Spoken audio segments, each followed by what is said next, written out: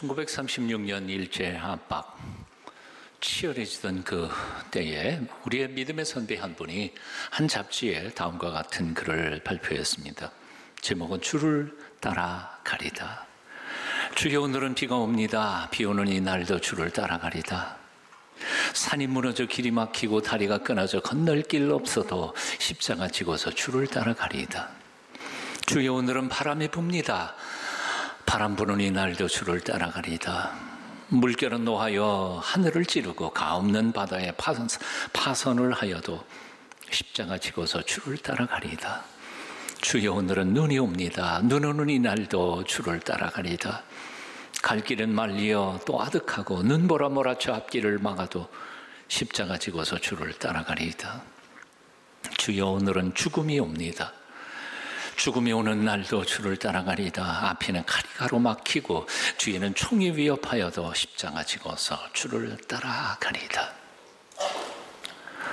미신과 참된 신앙의 차이가 무엇이라고 생각하십니까? 미신은 내 욕심을 채울 수만 있다면 내가 빌고 있는 대상이 누구든지 상관없고 내가 하는 일이 무엇이든지 상관없습니다. 내 욕심만 차리면 되는 겁니다. 성황당에서 비로 효험이 있다면 성황당 찾고, 무당 찾아 굿하는 것이 효험이 있다면 무당을 찾아서 굿을 합니다. 정화수 떠놓고 빌게 되면 또 정화수 떠놓고 빕니다. 누구를 찾든 무엇을 하든 상관없습니다. 그저 내가 원하는 것만 얻어내면 끝입니다.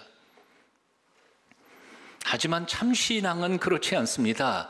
내가 원하는 것이 문제가 아니라 내가 빌고 있는 그 대상이, 내가 기도하고 있는 그분이 참 하나님인지 아닌지, 살아계신지 죽은 우상인지, 그것이 굉장히 중요합니다. 내가 빌고 있는 그분, 내 기도를 들으시는 그분이 참 하나님이시라면 더 이상 나의 소원, 나의 욕망, 나의 꿈은 별로 중요한 것이 아닙니다. 그 다음에 중요한 것은 바로 나를 향하신 하나님의 뜻과 섭리일 뿐입니다. 참 진리, 참 하나님을 만날 수만 있다면, 그분의 인도하심과 은혜를 경험할 수만 있다면 찰나적으로 있다가 없고 없다가도 있는 그런 것들은 얻어도 괜찮고 잃어버려도 상관없는 것이 참 신앙입니다. 오늘 이 아침 우리 자신에게 각자에게 물어봤으면 좋겠습니다. 나는 어떤 신앙을 가지고 지금 신앙생활하고 있는가 하는 겁니다. 미신적 신앙생활하고 있는 건 아닙니까?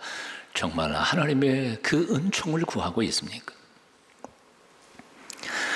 하루는 예수님께서 제자들에게 물으셨습니다. 사람들이 나를 누구라고 하느냐? 제자들이 대답했습니다. 세례 요한 혹은 엘리야, 선지자 중에 한 사람이라고 말합니다. 예수님이 다시 물으셨습니다. 그렇다면 너희는 나를 누구라고 생각하느냐? 베드로가 대답했습니다. 주님은 그리스도이십니다.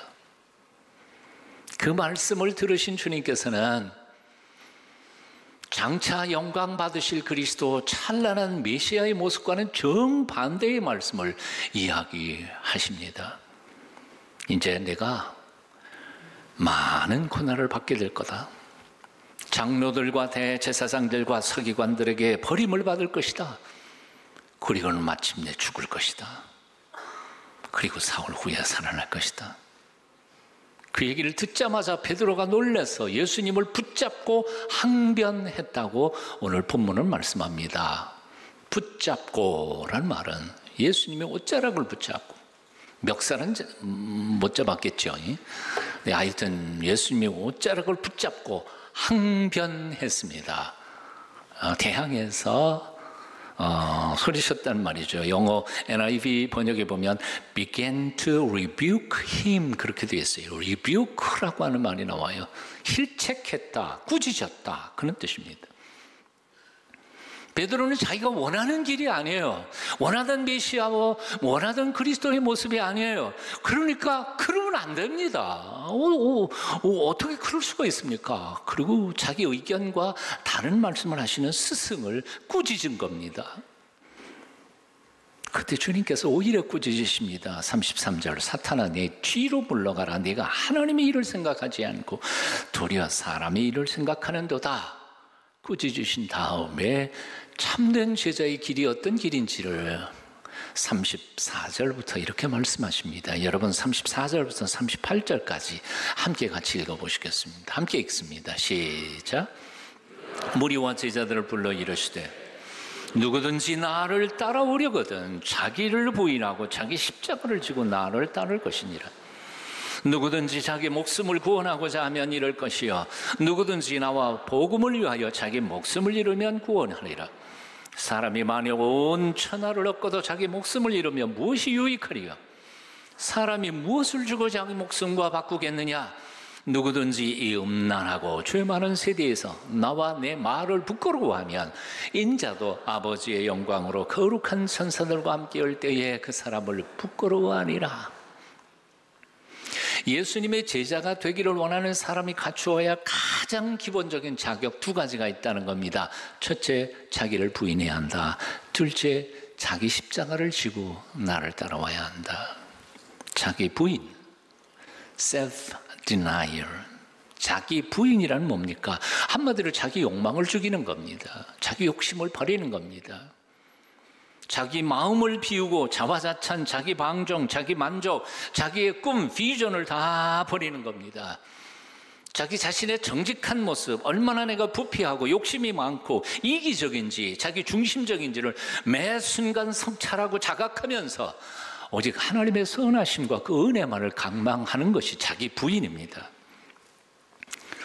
월터 챈틀러라고 하는 사람은 자기 부인은 믿음의 첫 단계이자 마지막 단계라 설명했습니다.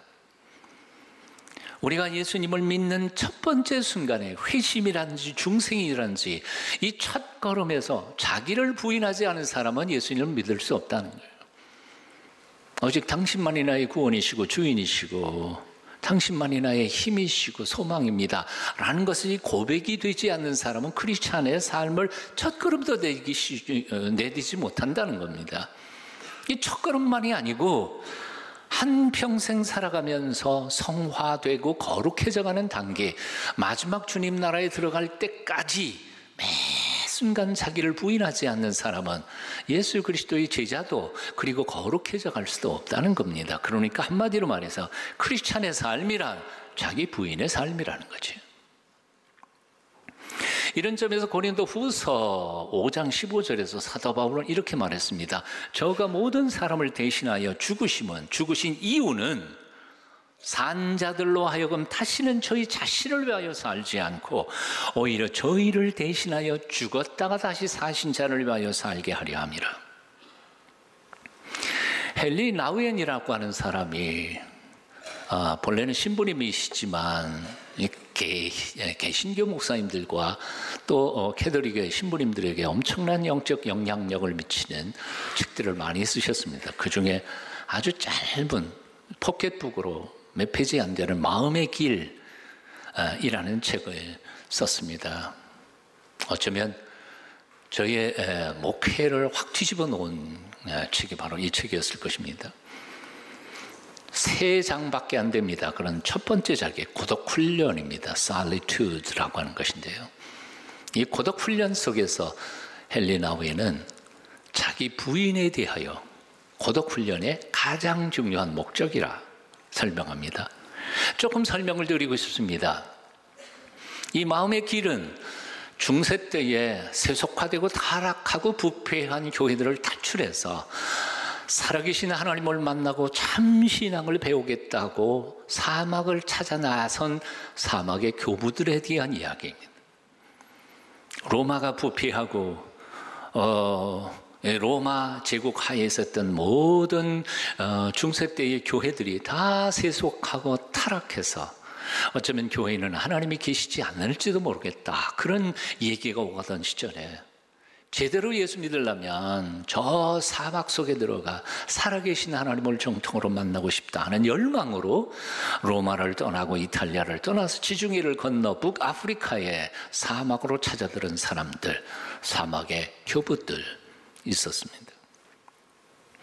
그런데 이 많은 사람들이 사막으로 찾아가면서 직면하는 첫 번째 문제가 있었습니다. 그것은 뭔고 하니 문명 세계 속에서 자기가 가지고 있던 직함, 지위, 뭐 귀족이든 무슨 교부가 됐든 뭐가 됐든, 그리고 자기가 가지고 있었던 모든 문명세계의 지식, 그리고 돈, 재산, 아무런 쓸모가 없더라는 거죠. 사막 한복판에서는요.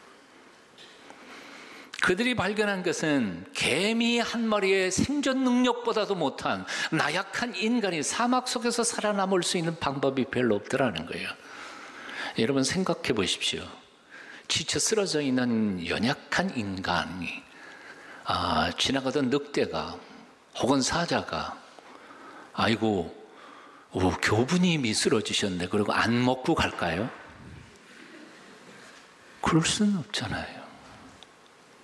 개미 새끼 한 마리의 생존 능력조차 없던 연약한 인간, 하나님이 보여주셔야 마실 물을 찾을 수 있고 하나님이 먹을 걸 찾게 해주셔야 먹을 수 있는, 그때에 그들이 발견한 첫 번째 사실은 I'm nothing, 나는 아무것도 아니구나. 그동안 문명사회 속에서 자기를 포장하고 씌우고 장식했던 모든 이름과 지식과 이런 것들이 다 아무런 힘을 발휘하지 못하는 순간 살아계신 하나님 앞에 무력한 모습으로, 나약한 모습으로 드러나지는 참된 자기 자신을 발견하는 순간, 거짓 자아가 무너져버린 순간, 이것을 자기 부인이라고 표현한 것입니다. 오늘 보면 36절 이하여서 예수님께서는 이렇게 말씀하십니다. 사람이 만에 온 천하를 얻고도 자기 목숨을 잃으면 무엇이 유익하리요? 라고 말할 때 온 천하를 얻고도 라는 말이 뭘까요? 문명세계 속에서 우리가 그렇게도 갈망하는 돈이고 명예이고 직분이고 직함이 아니에요. 그걸 우리는 다 덧씌우고 장식하면서 내가 꽤나 대단한 인물인 것처럼 착각하면서 살아가고 있다는 겁니다.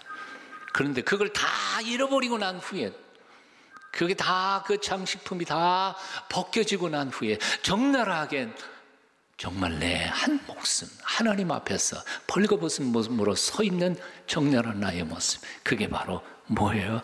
자기 목숨을 가리키는 말이지.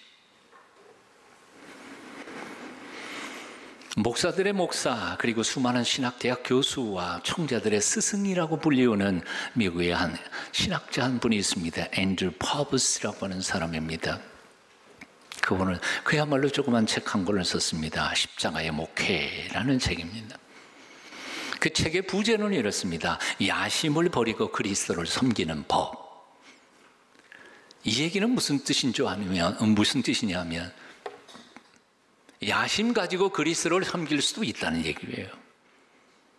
그 정도의 얘기가 아니라 사실은 오늘날 대부분의 많은 사람들이 교회 안에서 주님을 섬기고 가난한 사람들을 섬기고 하나님을 섬긴다 그러면서도 사실은 순수한 마음으로 섬기기보다는 야심, 꽁심, 다른 욕심으로 섬길 때가 참 많다는 거예요.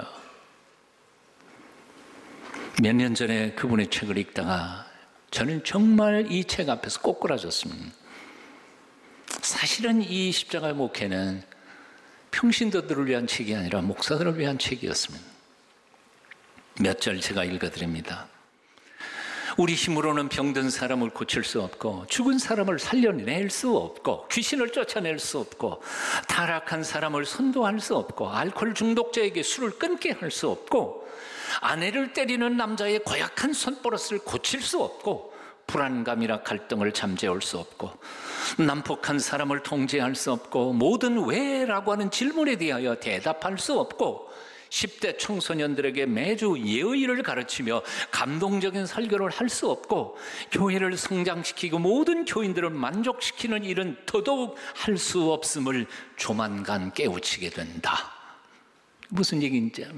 그래요. 신학교를 딱 졸업하는 순간 안수 받는 목사는, 천연된 안수 받은 목사는 세상에 자기가 다 할 수 있을 것처럼 착각해요. 그런데 5년 지나고 6년 지나고 조금 연륜이 붙으면 아하, 난 아무것도 할 수 없는 존재라는 사실을 깨닫게. 의과대학을 졸업한 의사 선생님이 와, 나는 모든 병을 지금 고칠 수 있을 것처럼 교만하게 의대를 나오지만 과연 그럴까요? 할 수 없는 게 너무 많아요. 그런데 바로 여기가 출발점이라는 거예요. 그 다음을 또 읽어드립니다. 나는 할 수 없어. 철저히 자기 자신에 대하여 절망하는 사람만이 하나님을 의지하게 된다. 그렇게 하나님을 의지하는 사람만이 하나님의 능력으로 연약한 이들을 섬길 수 있게 되는 것이다. 좌우에 날선 어떤 검보다도 예리하여 영과 혼과 골수 우리 속에 숨겨져 있는 욕망과 꽁심을 찔러 쪼개시는 하나님의 말씀이 우리를 그렇게 온전히 찔러 쪼개고 죽이실 때 비로소 그들은 죽고 하나님의 교회는 바로 서며 하나님께서 친히 일하게 되시는 것이다. 아멘 좀 하세요. 나는 이 말씀 앞에 너무너무 그렇습니다. 이 말의 뜻이 뭔 줄 아세요? 죽어야 된다는 얘기예요. 죽지 않고는 나의 교만과 자만심과 그리고 나의 궁심이 죽지 않고, 그것도 흉내내는 게 아니라 완전하게 죽어버리지 않고는 하나님이 일하실 수 없다는 거예요. 스스로 자신을 하나님 앞에 내던져 온전히 죽기 전까지는 하나님은 우리를 통하여 아무 일도 할 수 없다는 것. 교만이 죽고 자존심이 죽고 나 혼자서도 얼마든지 할 수 있다는 착각과 헛된 야망이 죽지 않고는 하나님의 진정한 역사와 그 능력은 나타나지 않는다는 겁니다. 그래서 사도 바울은 뭐라고 고백했습니까? 나는 날마다 죽노라. 나는 날마다 죽노라. 사랑을 여러분, 날마다 순간마다 아집과 꽁심과 교만과 야망과 교만을 죽여서 주님 안에서 그 능력으로 다시 살아나 독수리같이 날아오르는 하나님의 거룩한 능력 있는 백성들 다 되시기를 축원합니다. 죽어야 돼요. 두 번째 참 제자의 길은 제 십자가를 짊어지고 쫓아가는 것입니다. 세상에 어느 누구도 고난과 시련의 십자가를 지고 가는 것을 좋아할 사람이 없습니다. 어느 누구도 시련의 가시밭길을 가는 것을 좋아할 사람이 없습니다. 그래서 현대의 많은 그리스도인들, 많은 성도들은 십자가 없는 신앙생활을 하고 싶어 합니다. 아니, 심지어는 설교자들, 목사들 중에도 십자가 없는 축복의 설교를 할 때가 너무너무 많습니다. 1970년, 80년대에 미국에서 아주 유명했던 설교자, TV 설교자 한 사람이 있었습니다. 그는 십자가 없는 성공 복음, 쉽게 예수 믿고 편하게 복받는 신앙의 아름다운 모습들을 설교했습니다. 그리고 자기도 그렇게 살았습니다. 그래서 TV 설교하면서 돈도 많이 벌었습니다. 그러다가 감옥에 갇힙니다. 감옥 속에서 성경을 다시 읽기 시작합니다. 성경을 읽다가 자기가 그동안 너무 잘못 믿었고 설교를 잘못했다는 사실을 깨닫고는 가슴을 치면서 회개합니다. 그리고 이렇게 고백했습니다.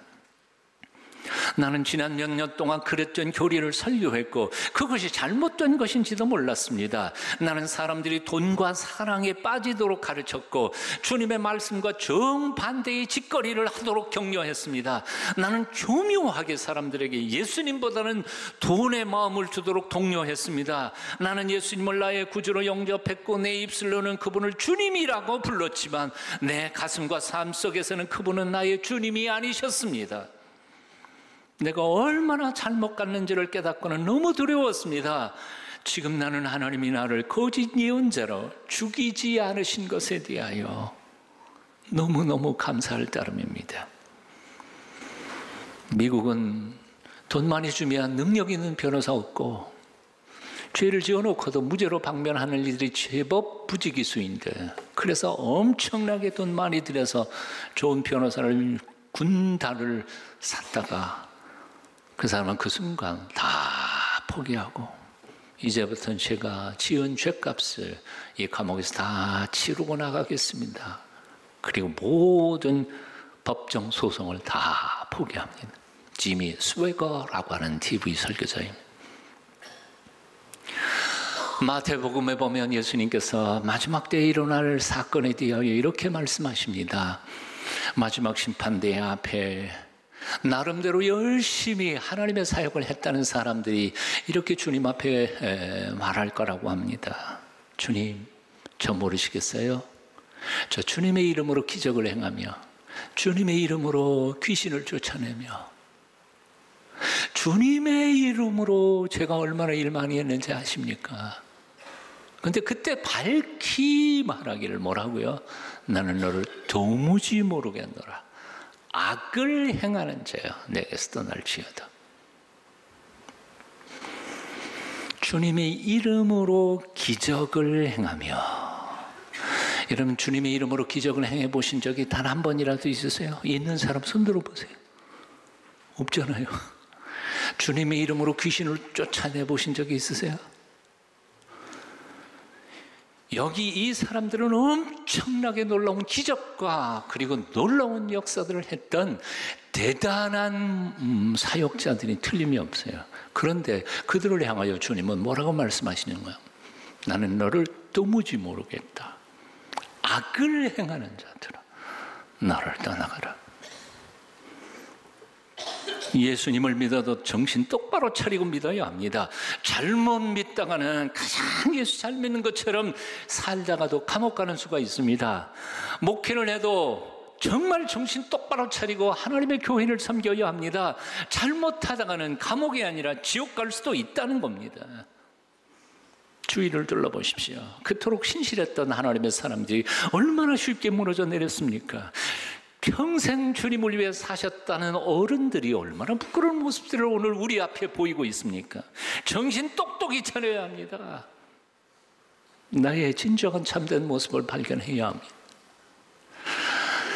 어떤 남자가 아내의 생일이 가까워 아내에게 어떤 선물을 원하는지 물어봤다고 합니다. 그랬더니 그 아내가 다른 선물은 필요 없고 내 생일날 2시간만 내게 달라고, 꼭 하고 싶은 말이 있다고. 그래서 생일날 아내와 마주 앉았습니다. 아내가 이렇게 말합니다. 여보, 내가 지금부터 무슨 이야기를 하든지 당신은 그저 입 꼭 다물고 맞아, 그렇지, 그 말만 해주세요. 그렇게 부탁한 아내는 신혼 시절부터 이야기를 꺼내기 시작하는데 남편이 듣다가 보니까 말도 안 되는 부분이 너무 많았습니다. 아니 여보, 그런 건 아니잖아 라고 말을 하자 아내가 여보 2시간만 입 다물고 들어줘. 그렇게 10분을 들으니까 속이 뒤틀리고 20분을 듣는데 화가 치밀어 오르는데 30분을 듣다가 보니까 죽을 것 같더랍니다. 그런데 그렇게 시간이 지나면서 남편은 아내가 무슨 생각을 하면서 살아왔는지를 느끼기 시작합니다. 충격을 받았습니다. 내가 아내를 사랑한다 했지만 그 아내가 이런 마음을 가지고 아파하면서 살았구나 하는 것이 느껴지면서 1시간을 계속하여 말하는 아내를 보면서 남편의 눈에는 눈물이 맺히기 시작했습니다. 울기 시작했습니다. 결혼 이후 지금까지 아내가 겪었던 아픔과 상처를 너무도 몰랐다는 아픔에 2시간 후에 아내를 붙잡고는 용서해달라고 고백하며 한참을 울었다고 합니다. 착각. 우리는 얼마나 많은 착각 속에 빠져서 인생을 살아가고 있는지 모릅니다.